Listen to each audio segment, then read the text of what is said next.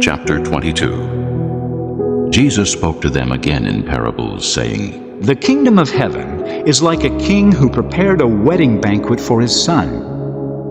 He sent his servants to those who had been invited to the banquet to tell them to come, but they refused to come. Then he sent some more servants and said, Tell those who have been invited that I have prepared my dinner. My oxen and fattened cattle have been butchered, and everything is ready. Come to the wedding banquet.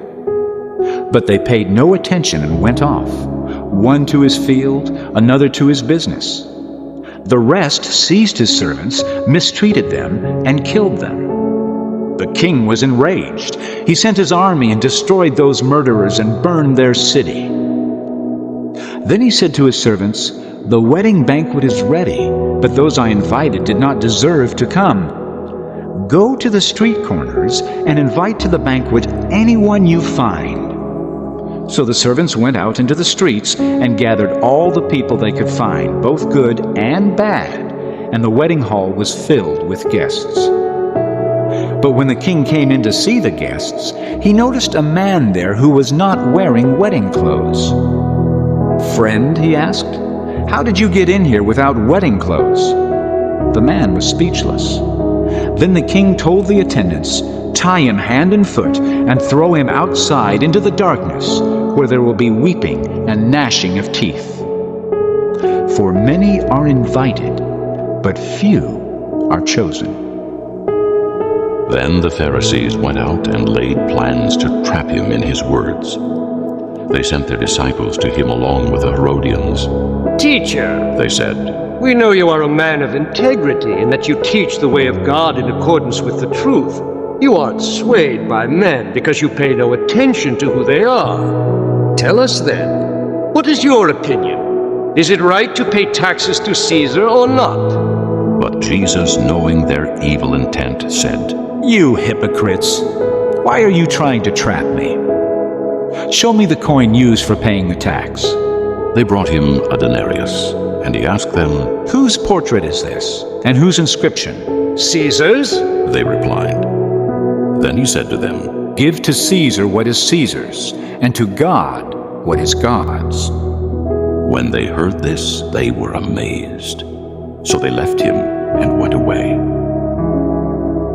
That same day, the Sadducees, who say there is no resurrection, came to him with a question. Teacher, they said, Moses told us that if a man dies without having children, his brother must marry the widow and have children for him. Now, there were 7 brothers among us.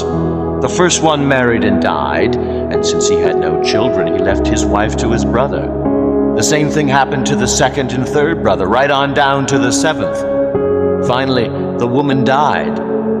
Now then, at the resurrection, whose wife will she be of the 7, since all of them were married to her? Jesus replied, You are in error because you do not know the Scriptures or the power of God. At the resurrection, people will neither marry nor be given in marriage. They will be like the angels in heaven. But about the resurrection of the dead, have you not read what God said to you? I am the God of Abraham, the God of Isaac, and the God of Jacob. He is not the God of the dead, but of the living. When the crowds heard this, they were astonished at his teaching. Hearing that Jesus had silenced the Sadducees, the Pharisees got together.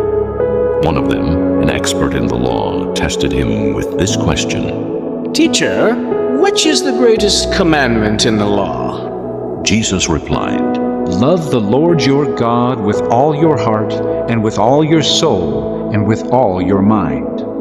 This is the first and greatest commandment, and the second is like it. Love your neighbor as yourself. All the law and the prophets hang on these 2 commandments. While the Pharisees were gathered together, Jesus asked them, What do you think about the Christ? Whose son is he? The son of David, they replied. He said to them, How is it then that David, speaking by the Spirit, calls him Lord? For he says, The Lord said to my Lord, Sit at my right hand until I put your enemies under your feet.